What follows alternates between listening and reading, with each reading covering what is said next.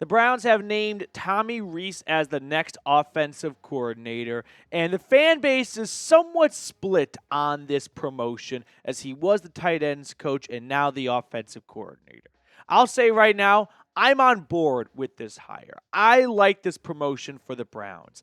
I don't know Tommy Rees personally. I don't think we should look at the Browns tight ends production in 2024 as a sign as to whether or not he'll be a good offensive coordinator.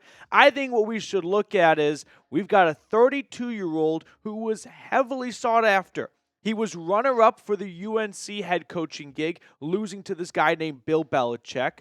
Mike Vrabel was rumored to want him to be his offensive coordinator in New England, so pressure was on for Cleveland to make sure that NFL Coach of the Year Mike Vrabel did not steal Tommy Rees after the two overlapped for one season in Cleveland to be their next OC. And oh yeah, Nick Saban hired him to be his play caller in his final season at Alabama. And if that happened a decade earlier and college football landscape was not what it is today, where it's dominated by NIL and transfer portal, there's a very good chance that Tommy Rees is probably a college football head coach right now at a Power 5 school, Power 4 school, but he, and like a lot of coaches in college football, decided to get out of that landscape because it's completely taken over with politics and drama of the portal and NIL, and it's not nearly as much about just coaching ball like it used to be a few years ago.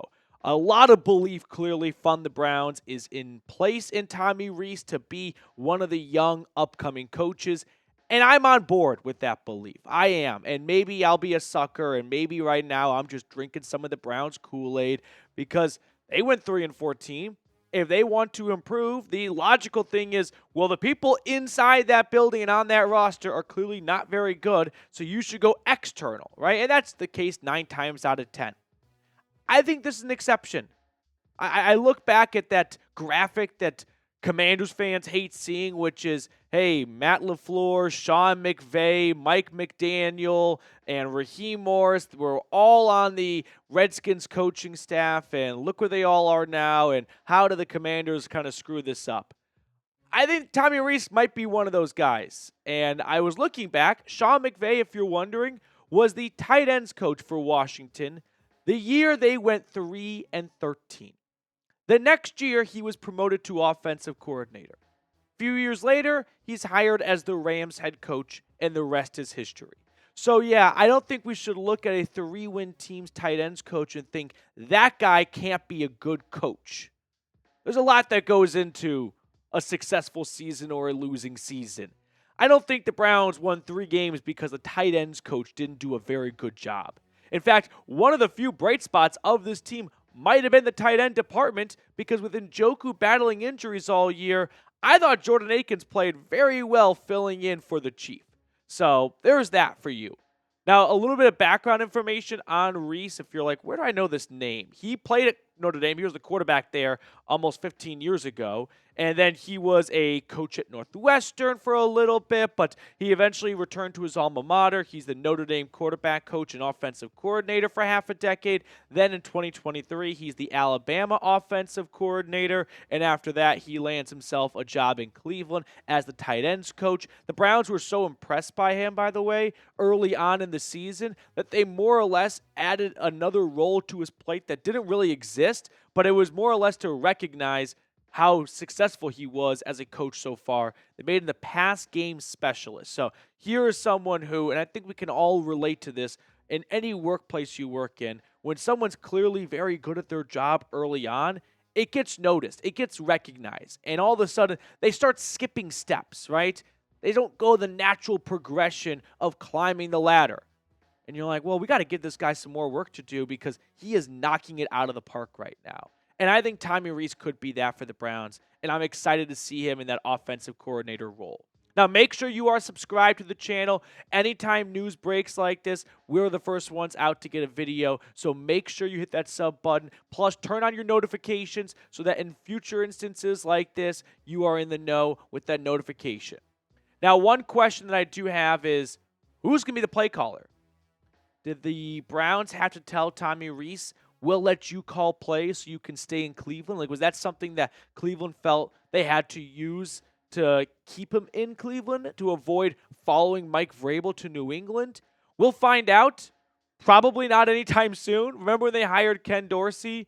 We didn't know until late July, early August that Stefanski would ultimately continue being the play caller. So if history repeats itself, we'll probably know closer to training camp. But either way, I think Tommy Rees or Kevin Stefanski is going to call a type of game that leans into Stefanski's scheme and overall idea of what an offense should look like, which is a run-first team more often than not.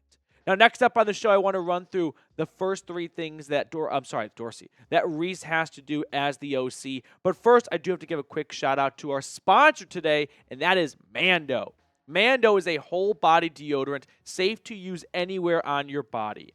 Now, I walk to work most days, and it's about a 30-minute walk, which means I can work up quite a sweat. But when I use Mando, I come into the office pit stain free and not smelling like a used gym towel. It was created by a doctor who saw firsthand how normal BO was being misdiagnosed and mistreated.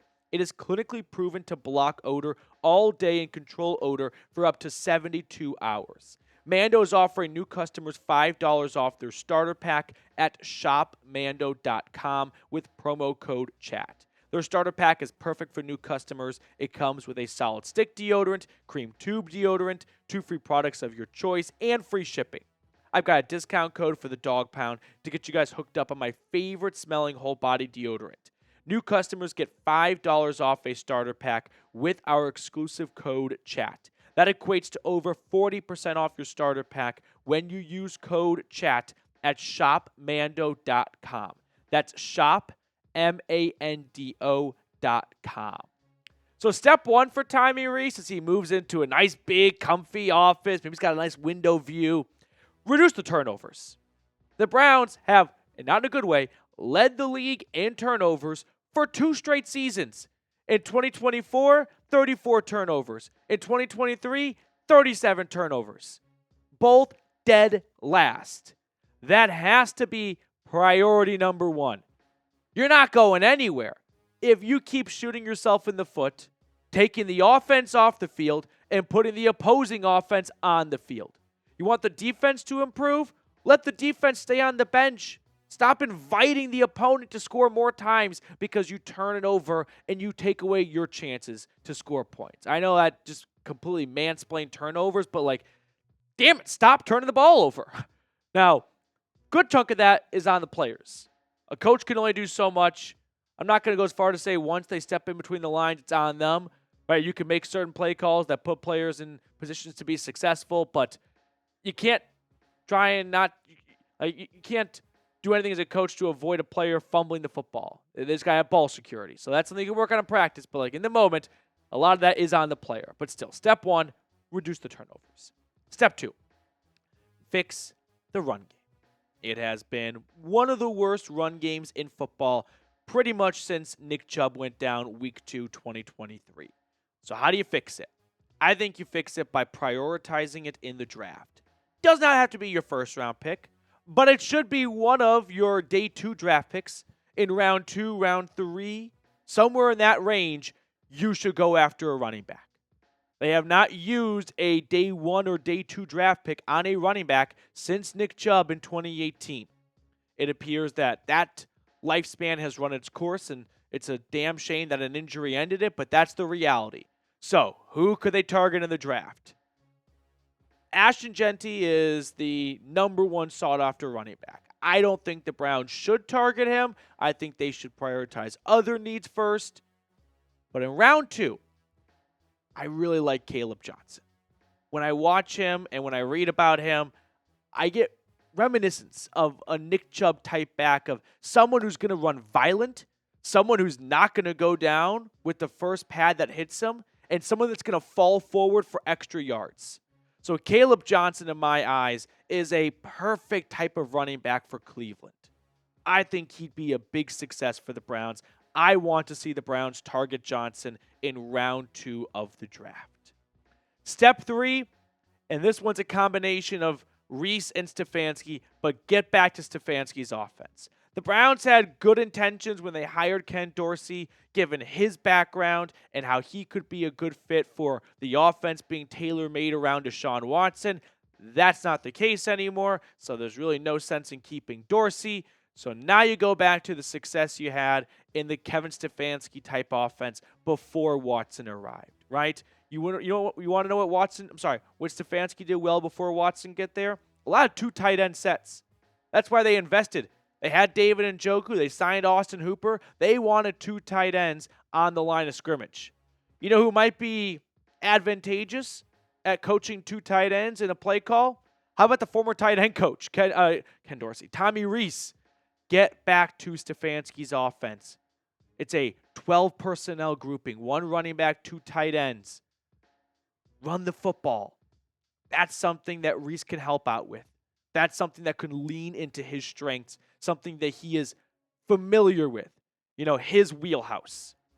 If you made it to the end of the video, let me know by scrolling down to the comments section and dropping a CLE. I love the end of the video crew, and I'm very thankful for you guys that support the channel from start to finish. So if you're part of the end of the